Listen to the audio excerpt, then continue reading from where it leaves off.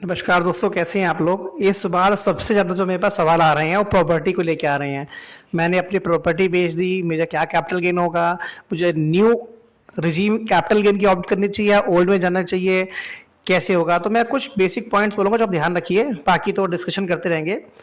सबसे पहला जो पॉइंट है वो ये है कि बहुत से लोग ऐसा करते हैं कि जो प्रॉपर्टी होती है वो कई बार ऐसा होता है कि वो मार्केट वैल्यू से नीचे या स्टैम्प ड्यूटी से नीचे बेचते, तो ऐसा नहीं करना है। इससे आपको कोई बचत नहीं आने वाली है। मिनिमम स्टैम्प ड्यूटी वैल्यू जो होती काउंट होगी, मार्केट वैल्यू या स्टैम्प वैल्यू या जो रजिस्ट्री वैल्यू जो आपकी हाई होगी वो काउंट होती है। कम से कम स्टैम्प ड्यूटी आपको जो है उसके रेट पे तो आपका कैपिटल गेन काउंट ही होगा।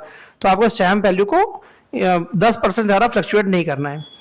दूसरा होता है जब आप कैपिटल गेन कोई माल बेच दिया, यानी कि कोई घर बेच दिया, तो उसका पैसे का आपका एग्जम्पशन तभी मिलता है जबकि आप उसको कैपिटल अकाउंट में सेव रखते हैं, अलग अलोकेट करके। आप उसको ऐसी अकाउंट रखेंगे तो आपको उसका एग्जम्पशन नहीं मिलेगा कि आगे आप मकान परचेज करने के लिए उसको अलॉट करते हैं। सेक्शन 54 और 54F में अंतर क्या है? प्लॉट टू प्लॉट, आपको प्लॉट टू रेजिडेंशियल प्रॉपर्टी आपको 54F मिलता है, और residential property to residential property आपको सेक्शन 54 छूट मिलती है। कई लोग इसमें कंफ्यूज हो जाते हैं।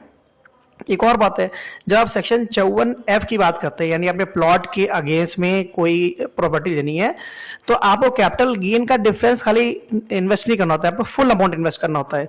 यानी कि आपने 1 करोड़ का मकान था, 2 करोड़ बेचा तो 1 करोड़ गेन हुआ। बट अगर सेक्शन 54 है, यानी आपने घर के बदले घर बेचा, तो आप 1 करोड़ इन्वेस्ट करके बच जाओगे। लेकिन अगर 54F है तो आपने 2 करोड़ का बेचा, आपको पूरा 2 करोड़ इन्वेस्ट करना पड़ेगा घर में, तब आप बच पाओगे। और उसके बाद सबसे फाइनल गलती क्या होती है कि आपको अपनी आईटीआर टाइम पे भरनी है। अगर आपने आईटीआर टाइम पे नहीं भरी तो आप इनमें कोई एग्जेम्पशन क्लेम नहीं कर पाओगे और पूरा पूरा टैक्स देना पड़ जाएगा। तो ये कुछ पॉइंटर्स ध्यान रखिए इनको। बाकी इसकी अकाउंटिंग टैक्सेशन कैसे होता है उसके लिए आगे बढ़कर वीडियो बनाते रहेंगे। Thank you and bye.